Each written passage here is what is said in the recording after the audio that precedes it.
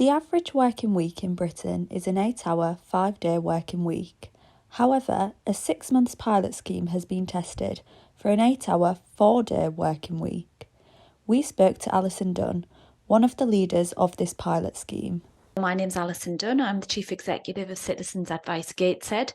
I'm also a Service Director with Gateshead Council with responsibility for voluntary and community sector development. We've been involved in a pilot of the 4-day working week over the last 6 months, which has been really exciting. We asked, how does a 4-day working week contribute to her vision for a fair society for all? I think the important thing to realise is that when we talk about a fair society for all with lives well lived, we're not just talking about our clients, we're also talking about our staff actually. We want them to have a great life in the same way that we want our clients to have a great life. So our staff are dealing with a lot of pressure in their day-to-day work. So we recognised that burnout was a real risk for our staff if we didn't do something different. And that was really the primary driver for the 4-day working week. Following on from this, we asked what were the benefits of a 4-day working week for staff and for managers. Staff have obviously enjoyed having a day off. So, in the pilot, 6-month pilot, they're getting a day off once a week. That's a great benefit to be able to have, and they've been doing all sorts of things on their time off. And they've reported statistically significant improvements in well-being, both physical because they have more time to exercise, but also their mental well-being and in the quality of the relationships that they're having with their friends and family and with their colleagues, but also with the clients because they've got more energy to be able to put into doing a good job for their clients.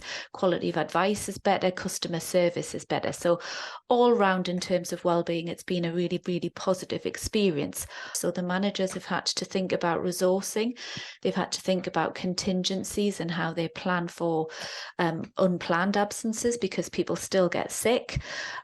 We've had to think about our policies and processes. So how do we deal with bank holidays? How do we deal with holidays? How do we deal with occasional absences that people still have to take that aren't necessarily planned? So it's been a huge amount of work in terms of reimagining the way that we do things. The other thing that we wanted to get from the 4-day working week was to move towards a 7-day service, which is counterintuitive because you think that you're giving people a day off, reducing their working week, but then you're extending your service hour offer from 4 days to 7 days. But by offering the staff more flexibility to be able to manage their lives, we're hoping that they will give us more flexibility in terms of, increasing our opening hours and being more accessible to our clients. So they were the 3 drivers, really: the well-being of the staff, improvements in sickness and retention, and increased accessibility for clients. After this, we asked, how does the 4-day working week impact business costs? There are all sorts of reasons why a 4-day working week might work for some businesses and not for others. They're not necessarily always related to cost, because the power of the 4-day working week is that you provide a framework for your staff to work out how they will find the marginal gains that they need in order to make a 4-day working week a success. Cost is obviously a consideration, but that's not the only consideration. So again, we talked about well-being and increases in productivity. The 4-day working week is a very individualized sort of decision, and there's lots of nuances to it. There is no one model that's going to fit every business. The reasons for doing it, the business costs, the investment that you have to make, that will all be unique to each individual business. We then asked her if the transition was smooth in her company.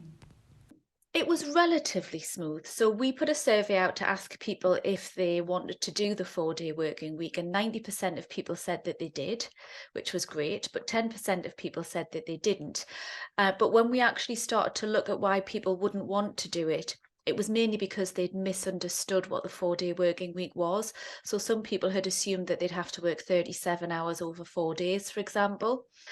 Which is not what this is about. So our model is the 100-180 model. So 100% productivity for 100% pay in return for 80% of the time. But 99% of the workforce did come on the pilot and were really positive about it and continue to be really positive about it. And to be really strong advocates for this way of working. But we're not sure yet whether we're going to take it through to our business as usual processes. We really are still unsure We then continued in asking if she could explain which groups benefit most from the 4-day working week.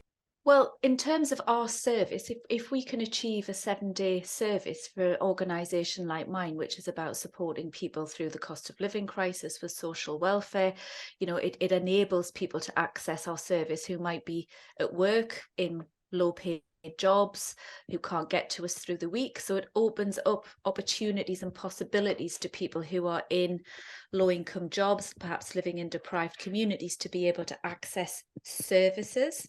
It also helps in terms of reducing childcare costs for some people, travel costs for others. Finally, we asked Alison where she saw the future of this model of work going. So I think that this genuinely, without wanting to offer you a cliche, is the future of work. Actually, I think that, whether it takes 5 years or 10 years, I think the 4-day working week will become the way that we do business. I think that this is the future. I think that, I would much rather be at the front of this, helping to shape it and develop it, than to be picking it up when it's a done deal, because I think, industry is going to move that way. Yeah, so I think, I think that the world will go this way, and if we don't go willingly, our staff will demand it, because work has to work for people now. It's not the other way around.